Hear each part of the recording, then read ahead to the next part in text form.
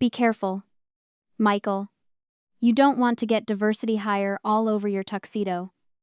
My brother's laughter rang out across the ballroom of the Providence Elite Medical Center. I was on my knees in faded scrubs, scrubbing champagne and vomit off the marble floor while he stood above me, swirling a glass of vintage red. My parents, both board members, didn't even look down. They just smiled at the donors and whispered about how tragic it was, how they kept me on payroll out of pity because the shaking scared the patients. But family was family. My hands were trembling violently against the rag. They saw fear. I saw the femoral artery in my brother's leg, exposed and vulnerable. I knew exactly how much pressure it would take to stop his laughing forever. But I just kept scrubbing. Drop a comment and let me know, have you ever been the black sheep who was actually carrying the whole family? I want to hear your story. They thought my hands shook because I was weak. Because I was the clumsy, fragile sister who couldn't handle the pressure of a blood pressure cuff. They didn't know that the tremor in my right hand was permanent nerve damage from a blast wave in Helmand Province that buried my entire squad. I dug 3 men out of the rubble with those shaking hands. I wasn't clumsy. I was a retired Tier 1 breacher with a classified medical discharge, trying to relearn how to exist in a world that wasn't trying to kill me. But to the Hayes family, I was just Kat. The disappointment, the liability. The irony was that while they mocked my instability, I was the only thing keeping their empire standing. My parents were board members. Yes, but they were asset-rich and cash-poor. When Michael got into medical school, they didn't have the liquidity to cover the tuition. They came to me, whispering about temporary cash flow issues, about liquidating assets next quarter. They needed help. I didn't ask questions. I just wired the money. $250,000 over 4 years. Every cent of my military contracting pay. Every bonus. Every hazard paycheck went into the account labeled Michael's future. I wasn't just his sister. I was his silent investor. I paid for the degree on his wall. I paid for the tuxedo he was wearing while he laughed at me. You might wonder why I did it. Why a woman who could disarm a bomb in a sandstorm would scrub vomit off a floor for people who hated her. It wasn't because I was stupid. It was because I was trapped in the machinery of normalized cruelty.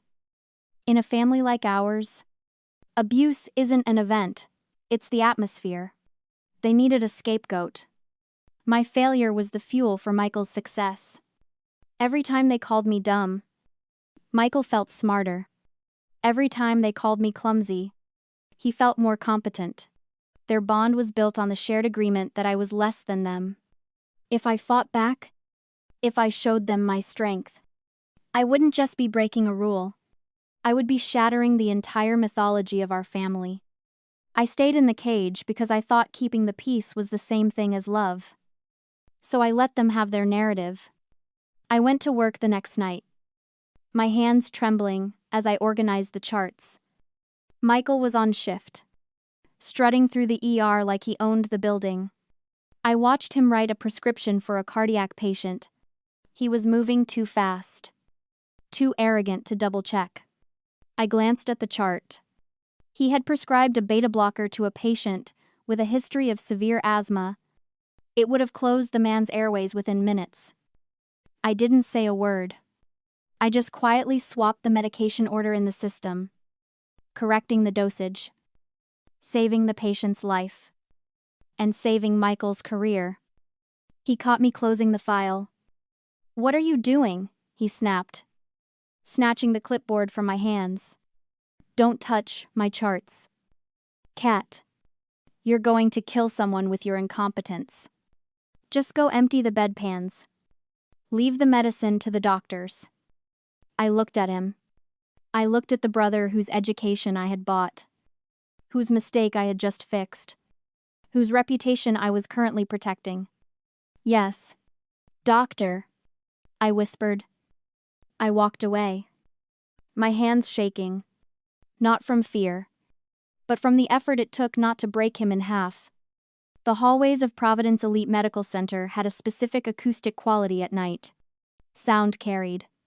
Whispers that were meant to be private bounced off the linoleum floors and found their way to the nurse's station. After the incident with the beta blockers, the atmosphere shifted. It wasn't just Michael's shouting anymore. It was the silence that followed me when I walked into a room.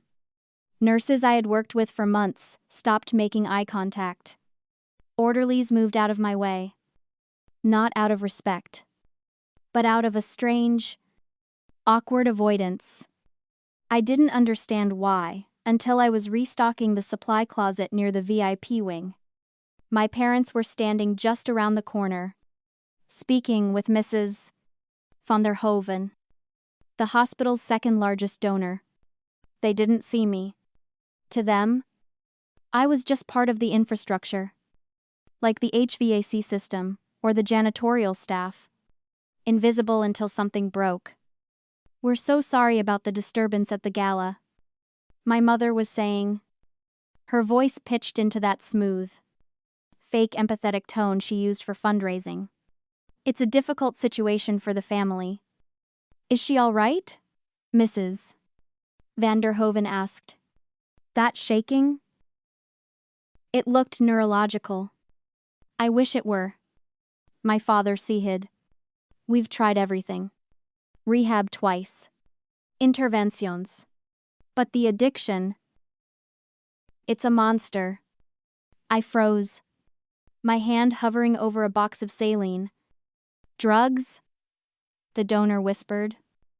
"Opiates," my mother confirmed, lowering her voice to a conspiratorial hush. "She claims it's anxiety.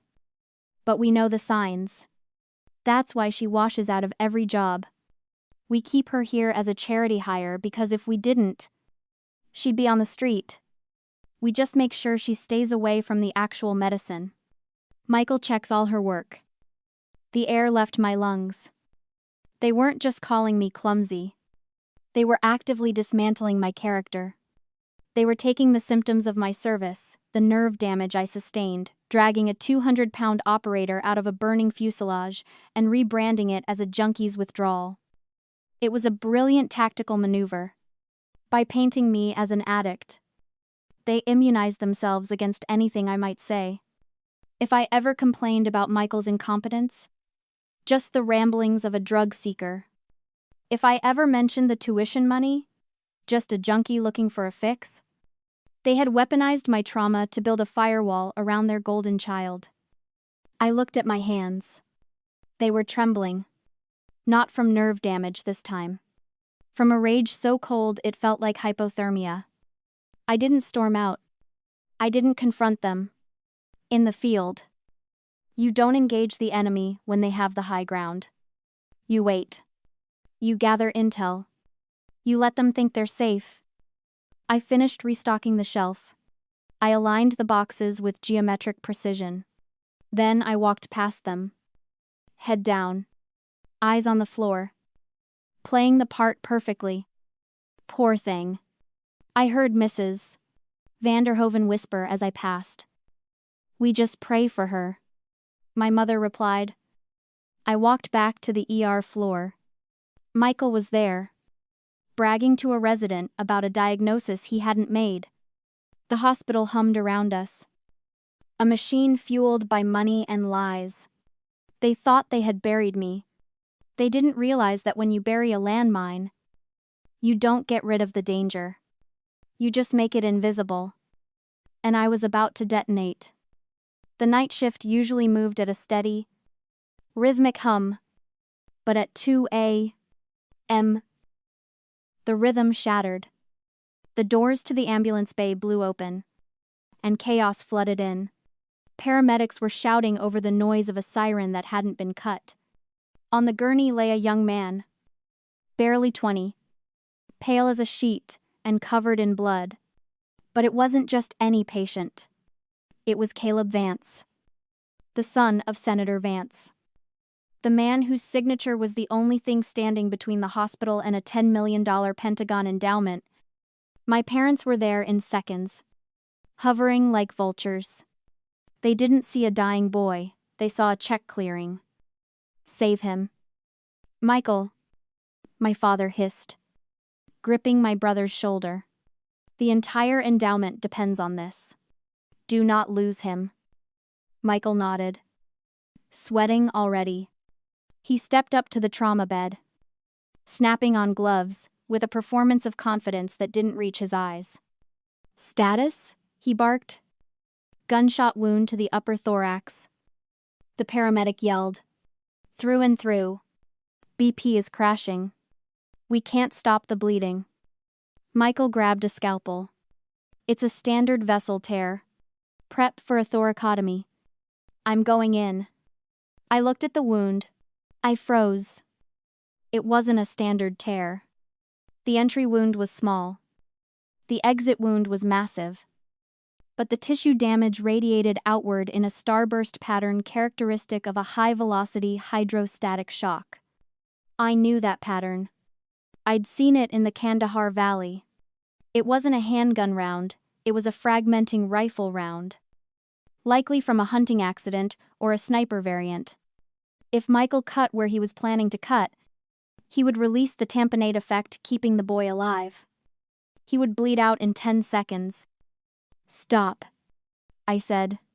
My voice wasn't loud, but it cut through the room. Michael spun around, his eyes wild. Excuse me? It's a high-velocity fragmentation injury, I said, stepping forward. The artery isn't torn, it's shredded and retracted. If you open the chest cavity now, you lose the pressure. He dies on the table. You need to clamp the aorta via the femoral artery first. Do a rebo procedure. The room went dead silent. The nurses looked at me. The paramedics looked at me. For a second. Just a second.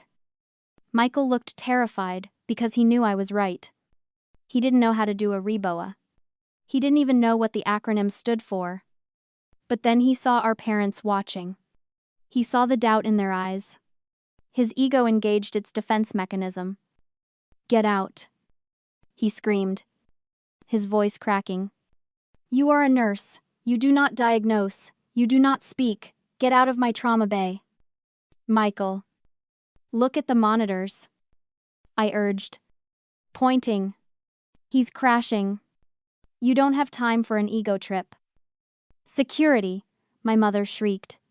She pushed past the staff, marching up to me with a look of pure venom. Get her out of here. She's high. Look at her. She's shaking. She's having withdrawals in the middle of a surgery. I am trying to save his life, I said, locking eyes with her. You are embarrassing this family, my father roared, grabbing my arm. You are fired. Catherine. Effective immediately. Get your things and get out of this hospital before I have you arrested for negligence. He shoved me. Hard. I stumbled back into the hallway, the door swinging shut in my face. I stood there in the sterile corridor, listening to the frantic beeping of the monitor inside, knowing Michael was about to kill that boy. And then, something strange happened. I looked down at my hands. For 3 years, they had trembled. The doctors called it anxiety. My parents called it addiction. I had let them believe it because it was easier than explaining the truth. The shaking wasn't weakness. It was restraint. It was the vibration of a racehorse forced to pull a milk cart. It was the physical cost of keeping a Tier 1 operator locked inside the body of a submissive nurse.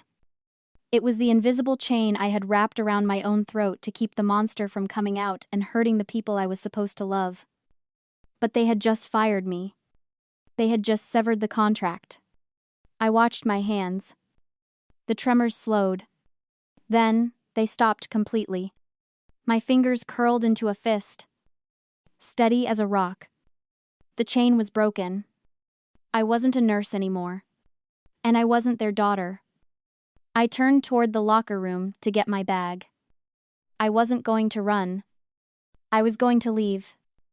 But I wouldn't make it to the exit.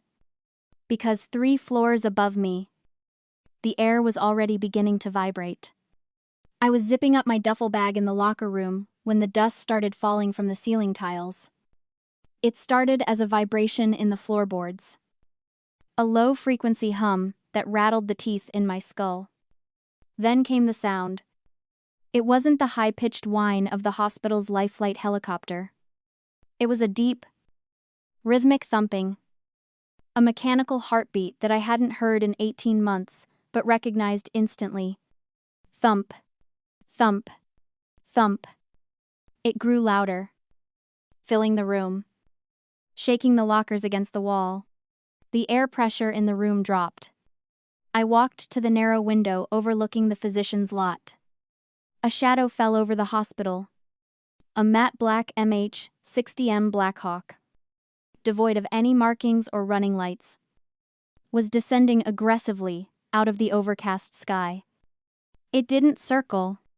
It didn't wait for clearance. It just dropped. And it was landing directly on top of the reserved for Ditar. Michael Hayes sign. The landing gear crunched onto the asphalt, flattening the metal post and shattering the windshield of my father's Mercedes parked next to it. The rotors didn't spin down. They stayed at high idle, kicking up a hurricane of grit and trash that sandblasted the pristine glass front of the hospital lobby. I leaned my forehead against the cool glass of the locker room window. Havoc. I whispered. You loud idiots. I grabbed my bag and walked out into the main hallway just as the automatic doors to the ER lobby were forced open by hand. 4 men stepped through. They didn't look like the clean-cut soldiers in recruitment commercials. They were bearded, covered in dust, and wearing multicam trousers with t-shirts stretched tight over plate carriers. They carried short-barreled rifles slung across their chests, muzzle down, fingers indexed along the receivers. They brought the smell of ozone and aviation fuel into the sterile air. The hospital security guard, a retired mall cop named Gary, stepped forward, his hand hovering uncertainly near his belt. Hey, you can't bring weapons in here. This is a private... The lead operator didn't even slow down. He just walked past Gary like he was a piece of furniture. It was Jesse. Call sign Ghost. My sniper. My brother. My father and Michael came running from the trauma bay, distracted from their dying patient by the invasion. My father's face was purple. What is the meaning of this? My father shouted, marching up to Jesse. You just destroyed my property. I'm calling the police. Jesse stopped. He looked down at my father from behind his polarized Oakleys. He didn't speak. He just scanned the room, his head moving with predatory smoothness. I am the chief of staff, my father screamed, his voice cracking. Who is in charge here? Jesse finally looked at him. Title, 50 Authority, he said, his voice like gravel.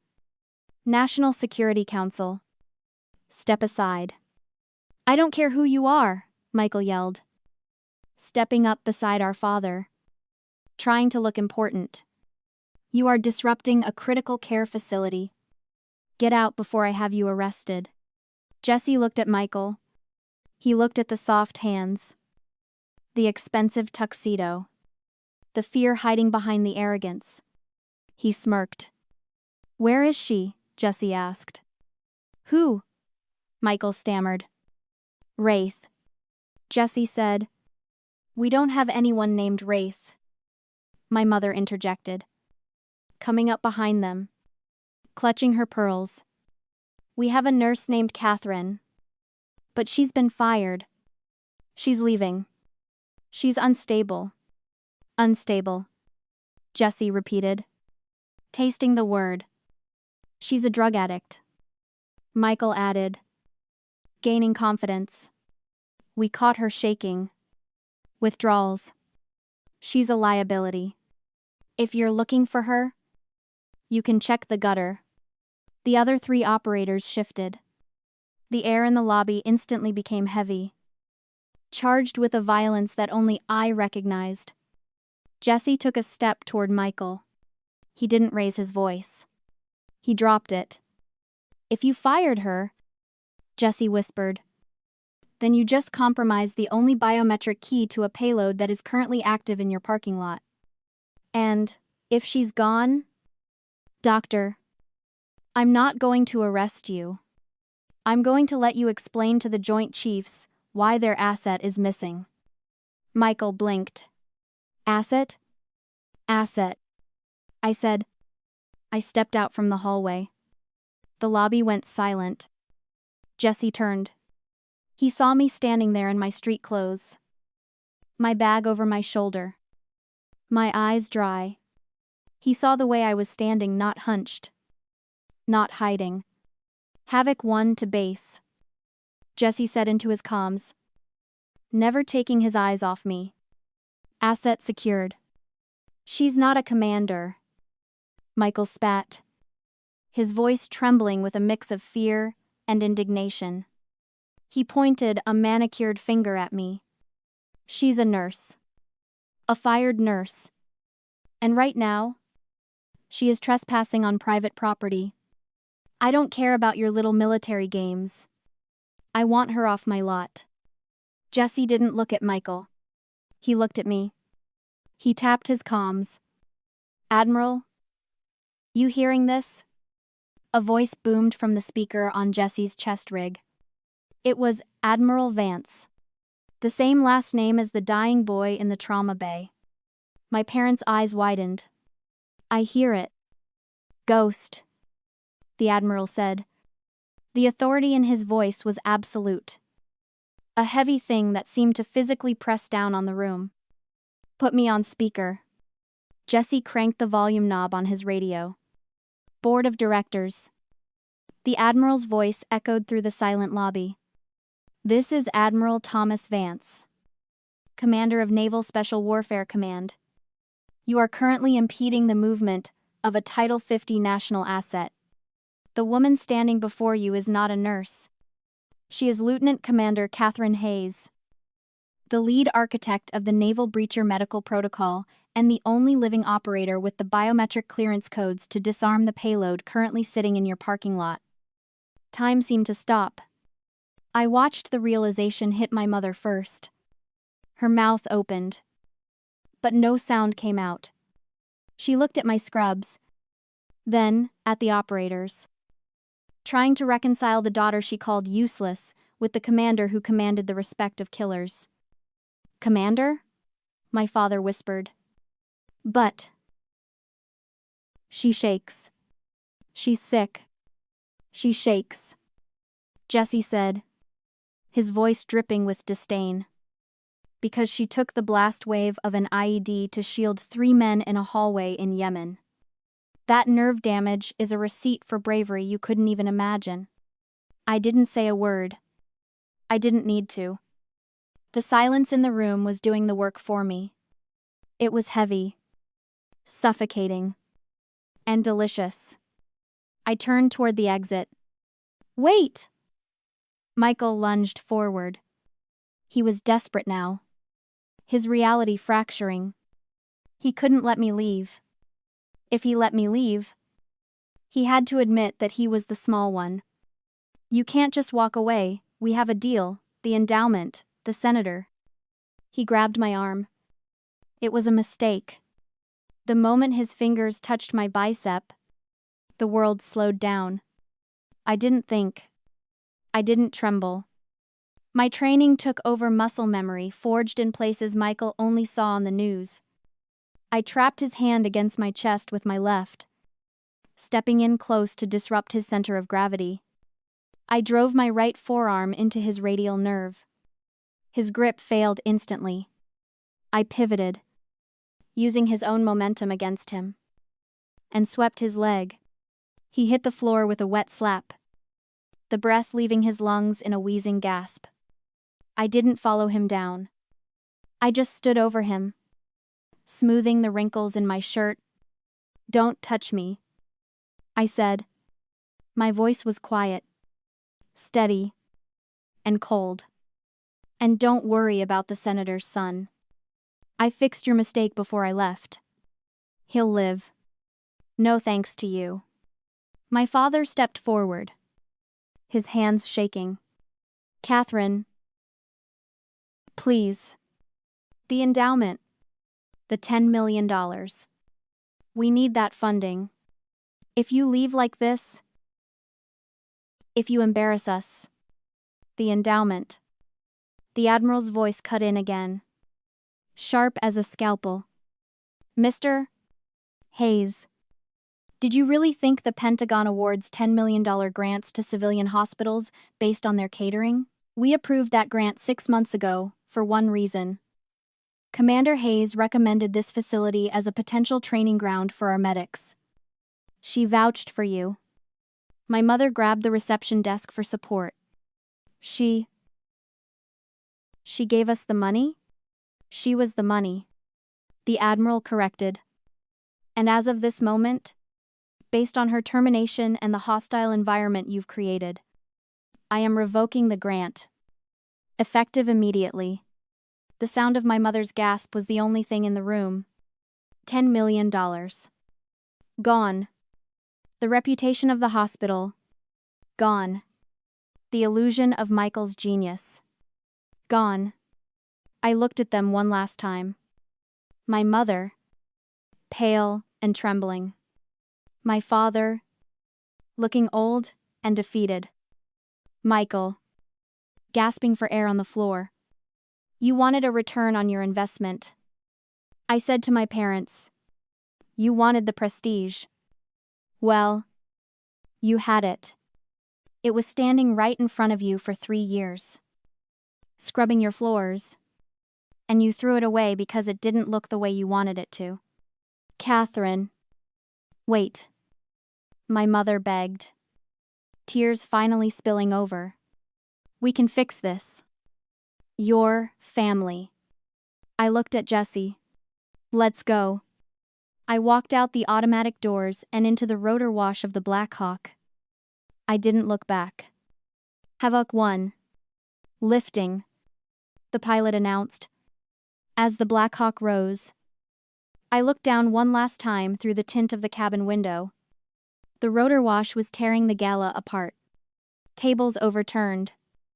Expensive napkins flying into the air like white flags of surrender.